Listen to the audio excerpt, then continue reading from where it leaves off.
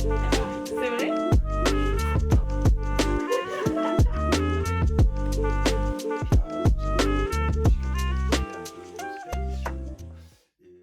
Du coup, depuis quand êtes-vous prof? Très très bonne question. Depuis 2003, réellement, je l'étais un petit peu avant, mais réellement prof depuis 2003. Donc ça fait quand même pas mal de temps maintenant. Est-ce que vous avez fait des études particulières pour être prof?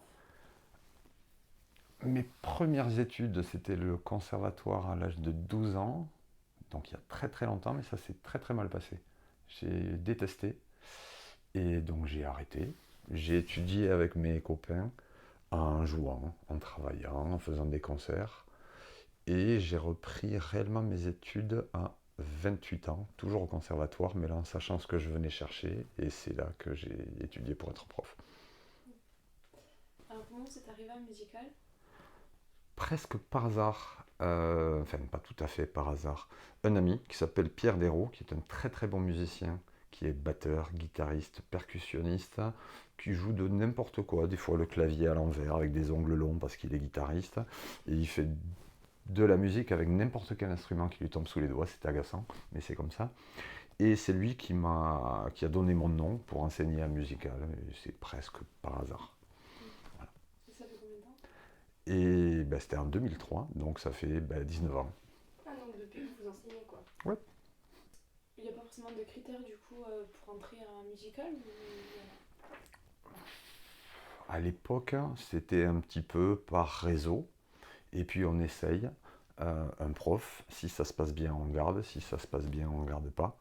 Maintenant, il y a un petit peu plus de critères qui peuvent être sur le diplôme, mais c'est plus sur l'expérience réelle de quelqu'un qui a déjà enseigné ailleurs. Et pourquoi musical du coup? Au début, c'était un peu le hasard. Je connaissais ce lieu sans réellement le connaître à 100%. Et en fait, j'y suis resté parce que ce lieu me plaît. Je peux enseigner comme j'ai envie d'enseigner. Voilà. Donc exactement en enseignant de la façon opposée à ce que j'ai vécu quand je devais avoir 12 ans. Voilà. Est-ce que vous avez déjà travaillé avec d'autres écoles? Oui, oui, j'ai travaillé dans le Gers, dans une petite école de musique avec des enfants de 8 à grands adolescents et à l'université, au Mirail. Et c'est tout. Et c'est déjà pas mal. Et est-ce qu'il y a des différences par rapport à l'approche pédagogique dans les différentes écoles? Alors, dans la petite école de musique, enfin, petite école de musique, c'est pas réducteur, hein. C'était réellement une petite école de musique qui était très sympa. Oui, la différence était flagrante. Parce que là, il y avait des examens nationaux et qui me convenaient pas. Type, ouais, j'aime pas dire ça parce que le conservatoire a changé, mais type études conservatoire et les étudiants s'ennuyaient et moi en tant qu'enseignant je m'ennuyais aussi, donc j'ai arrêté. Et l'université c'est assez proche de ce que l'on peut faire à musical, c'est-à-dire bon, hormis le cours de formation musicale qui reste quelque chose d'assez théorique, mais sinon après il y a quand même beaucoup d'enseignements qui sont vers la pratique, notamment dans la licence jazz, et du coup à musical ça ressemble énormément. Quelle ambiance, non, quelle est l'ambiance, les relations que vous entretenez avec le corps enseignant, le personnel à musical? Une très très bonne ambiance, une très très chouette machine à café, une très très chouette salle des profs dans laquelle on se retrouve pour manger ensemble quand on travaille le même jour, on discute, on parle des étudiants, on parle des profs, on parle de pédagogie ou d'autres choses, de bouffe ou je sais pas trop quoi. Donc l'ambiance est plutôt sympathique. Non, ça fait des années que vous y êtes, donc Oui, l'esprit est un peu familial, non? c'est carrément un esprit familial, y compris avec certains élèves. Ça, c'est chouette. Eh ben oui. Faites-vous des cours, des projets avec d'autres profs? Euh, on a un musical une semaine qu'on appelle la semaine de la transversalité. On essaye de faire en sorte que, je vais prendre l'exemple de mon cours, enfin de un de mes cours, j'ai un élève pianiste qui travaille sur l'accompagnement.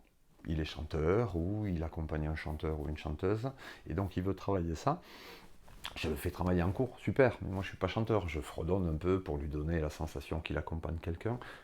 Et cette semaine-là, on en profite justement pour partager un cours. Si jamais un prof de chant, ce qui est en général le cas, travaille le même jour, on fait en sorte que son élève chanteur et mon élève pianiste accompagnateur se rencontrent et fassent quelque chose ensemble. Voilà. Ça leur donne justement la sensation de la réalité vers là où leur propre travail veut aller. C'était pas très, très clair ma phrase. Alors du coup, vous, qu'est-ce que vous enseignez À musical toujours. oui. Alors, à musical, j'ai plusieurs types de cours. Déjà, il y a plusieurs types d'étudiants. Il y a des étudiants que l'on appelle de la pratique amateur, monsieur et madame tout le monde, qui viennent pour le plaisir, certains sont des amateurs très éclairés. Avec ces étudiants-là, j'ai des cours de formation musicale, des cours de piano, adaptés à ce qu'ils souhaitent faire, sous condition que je puisse leur enseigner, et un cours d'atelier orchestre, atelier funk, on joue du James Brown, du Earth, Wind and Fire, enfin tout ce qu'ils ont envie de jouer, avec tout un orchestre, batterie, basse, guitare, clavier, les vents, du chant, et c'est plutôt très très chouette. Et après, il y a une autre catégorie qui est la catégorie d'élèves en voie de professionnalisation, c'était pas facile à dire. Et là, j'ai des cours de formation musicale, un cours d'atelier orchestre, où là, on répète, monter un répertoire pour aller à un studio enregistrer, pour aller faire un concert en fin de semestre. Et j'ai aussi, que j'oublie rien, je suis coordinateur pédagogique des premières années de cette formation professionnelle, donc un peu le professeur principal. Je les suis pour voir qu'il n'y ait pas de soucis. Voilà. Et sur les ateliers, tout est écrit ou c'est plus de l'improvisation? Alors, dans l'atelier en formation professionnelle, je fais j'essaye de faire en sorte que de temps en temps, j'amène de l'écrit, pour les confronter à cet outil-là qu'ils vont utiliser toute leur vie. Et de temps en temps, je les laisse en autonomie pour que, effectivement, aussi ils puissent se débrouiller tout seuls, à relever, à écrire, parce qu'ils seront amenés à le faire aussi. Et avec la pratique amateur, tout est écrit. Mis à part que les partitions sont assez simplifiées, voilà, c'est des amateurs. Mais pour les arrangements, notamment dans la funk, le pupitre de cuivre, si c'est pas écrit, ça marche pas, quoi. Mais c'est assez simplifié, puis je leur donne l'audio, qu'ils puissent l'écouter. On ne fait pas de déchiffrage. Et l'atelier funk, c'est vous qui avez choisi le style ou vous l'avez imposé? Non, pas du tout. Il n'y a rien d'imposé dans cette école. En fait, on fait déjà ce que l'on a envie et ce que l'on peut faire. J'avais un petit peu envie de faire un atelier un petit peu jazz, mais jazz un petit peu actuel. Il y avait déjà, c'était pas utile. Et la funk, c'est une musique qui me plaît bien. Parce que déjà, elle n'est pas facile à jouer. Elle est très très intéressante à faire et elle est fun. Donc du coup, il n'y avait pas déjà cette musique-là. Et puis le côté fun avec quelque chose de difficile, je trouvais ça très très intéressant. Et puis il n'y a pas forcément d'improvisation avec les gammes, les modes, ils ne se prennent pas la tête à ça. Juste on peut mettre une boule à facettes, des cotillons, s'amuser et danser un petit peu en jouant. Enfin, je trouve ça très intéressant. Et le répertoire est très chouette. Comment vous organisez et vous préparez vos cours? Comme je peux avec le temps qui me reste dans la journée. Je ne vois pas le sens de comment j'organise. Tu peux me... C'est-à-dire vous préparez vos cours avant d'aller Oui, rencontrer l'élève, quoi. toujours. Pour le cours de piano, je fais un rapport de ce que l'élève souhaite. Et puis surtout, si je peux lui apporter ce qu'il souhaite, déjà. Et donc je prépare quelqu'un qui veut jouer je sais pas, Georges Brassens accompagné au piano, je relève la partition, je relève la grille, et puis on essaye de voir ensemble comment on peut jouer ce morceau avec un piano. Quelqu'un qui veut faire du jazz, j'amène un standard de jazz, on le décortique, enfin voilà, je prépare. Pour le cours de formation musicale, pareil, je prépare tout en rapport de l'évolution des élèves. Et puis un rapport aussi du programme que je suis censé suivre tout au long de l'année. Et l'atelier, j'écris les partitions, j'écris les arrangements. Vous adaptez pas mal du coup à l'élève, c'est pas quelque chose de très carré, Non. En formation professionnelle, il y a quelque chose de carré. Il y a un programme réel que l'on doit suivre. Mais en en rapport de l'évolution des élèves. De toute façon, tous les profs font ça. Voilà. On ne va pas forcément se sentir obligé de faire apprendre de suite un truc qu'ils ne peuvent pas apprendre de suite. On le fera la semaine prochaine ou dans 15 jours. Mais il y a quand même des programmes pédagogiques que l'on est censé au moins effleurer. Oui, ça reste quand même un squelette, quoi. Complètement. Tout à fait. C'est obligé. Est-ce que vous avez déjà eu un élève atteint d'un handicap ou un Absolument. trouble mental physique? Oui. Et quels sont du coup les outils que l'école met à disposition Alors, l'outil mis à disposition de l'école, il n'y a pas forcément, au point de vue d'un handicap corporel, il y a un ascenseur pour qu'ils puissent accéder aux cours, et des tables, notamment pour les élèves en fauteuil roulant, une petite table qu'ils peuvent mettre devant eux pour pouvoir poser leurs affaires et travailler plus confortablement. Après, dans la gestion du handicap, peu importe lequel, c'est l'enseignant qui se débrouille. L'enseignant est averti et l'administration propose à l'enseignant tel type d'élève avec tel type de handicap. C'est l'enseignant qui accepte ou qui n'accepte pas selon ses possibilités pédagogiques. Ça peut être très très compliqué par moment. Je sais qu'en cours de formation musicale, des élèves non-voyants, il n'y a pas. En piano, il y en a assez fréquemment. Enfin, en piano, je parle du piano parce que je donne des cours de piano. Mais en tout instrument, il y en a assez fréquemment. J'ai un étudiant en ce moment, qui est un grand adulte, qui est handicapé. Et en fait, le meilleur des outils, c'est la patience et s'adapter à ce qu'il peut faire. Trouver le compromis entre ce qu'il souhaiterait et ce qu'il peut.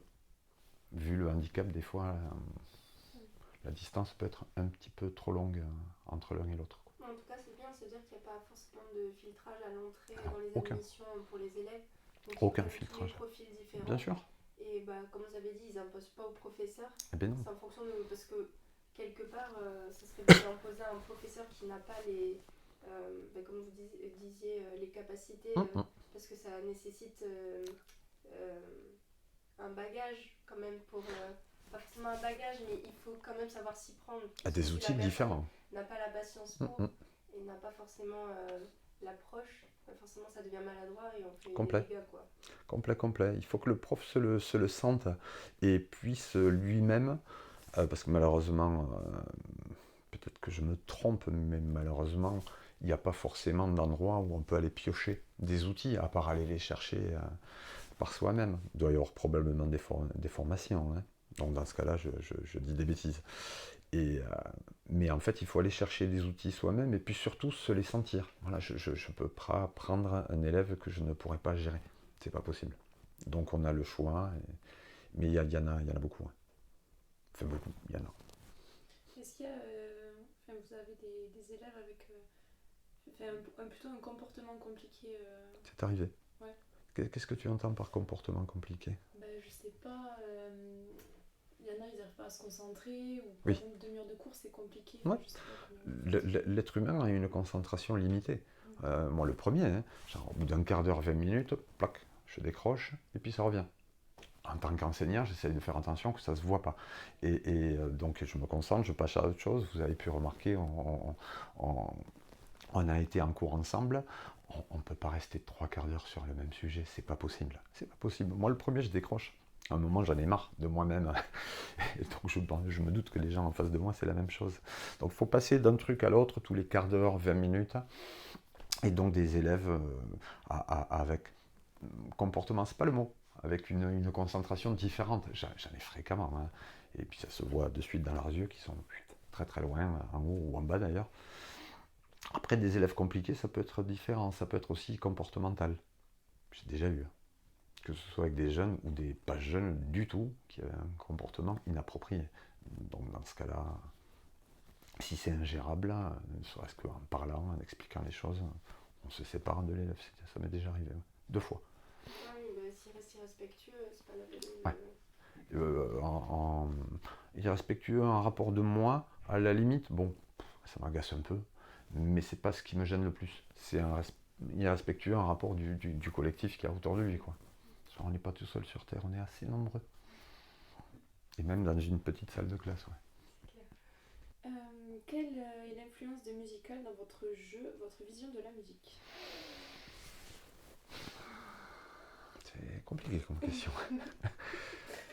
Bah après, il faut préciser si jamais, du coup, comme on en parlait avec Stéphane Escoubet qui connaît bien l'école, quand même, il disait que il y a une musique musicale. Enfin, Il y a une couleur. Ouais, une sorte de, comme vous dites, une sorte de couleur où on reconnaît, cet élève il vient de musical. Et du coup, vous avez enseigné là-bas, est-ce que ça vous a influencé dans votre... Dans ma musique à moi. Dans ma musique à moi, j'ai pas l'impression. J'ai pas l'impression. En fait, la couleur musicale, elle est liée à tout le mélange des enseignants, presque tous différents, qui vont tous passer autour d'un élève. J'en prends qu'un, hein, voilà, ça vaut pour une classe. Et en fait, cet étudiant va avoir quelques vapeurs d'un prof qui vont y amener quelque chose, puis des vapeurs d'un autre, et tout ce mélange amène cette fameuse couleur de musicale qui est un peu entre jazz actuel, musique improvisée un peu space, chelou, et musique du monde. Tout ce petit mélange fait cette couleur. Mais j'ai pas l'impression que les vapeurs arrivent jusqu'à moi. Mais il y a des chances que je me trompe complètement. J'ai jamais réfléchi à ça, mais j'y penserai. Monsieur, on a des bonnes questions quand même. Ah ben oui, j'ai pas dit le contraire. Quels sont vos futurs projets en rapport avec l'école et avec les musiques actuelles? En rapport avec l'école, mes projets de faire en sorte que j'apprenne quelque chose à mes étudiants, que les cours soient le plus sympathiques possible. Après un rapport, un projet plutôt extérieur, plutôt dans la situation de jeu, de groupe. C'est ça que tu appelles projet? Un projet au sein de l'école, je sais pas, un futur spectacle ou une... Si, un concert des profs. Oui, voilà. Concert des profs, c'est assez compliqué. Mais il n'y a rien de plus compliqué que les profs, c'est un enfer. Déjà parce que l'emploi du temps de chaque prof, pratiquement tous les profs, je dirais même tous les profs de musical sont aussi musiciens. Donc ils ont leurs heures de cours, éventuellement les préparations de cours, plus des répétitions, des concerts, puis plus la vie aussi qui prend un petit peu de temps. Donc pour qu'on arrive à se regrouper avec un minimum de gens pour pouvoir faire de la musique, c'est souvent très compliqué. Très compliqué. On a eu, avec Laura Musica, qui est prof de technique vocale à Musical et d'atelier vocal aussi, on a fait pendant 2 ans un projet farfelu de faire de la musique funk, du Earth, Wind and Fire, Tower of Power, avec un gros ensemble et d'étudiants de la formation pro et de professeurs. Ça prenait un temps fou. Déjà pour la préparation, l'écriture, les répétitions, l'organisation des concerts, enfin, c'était hyper chronophage.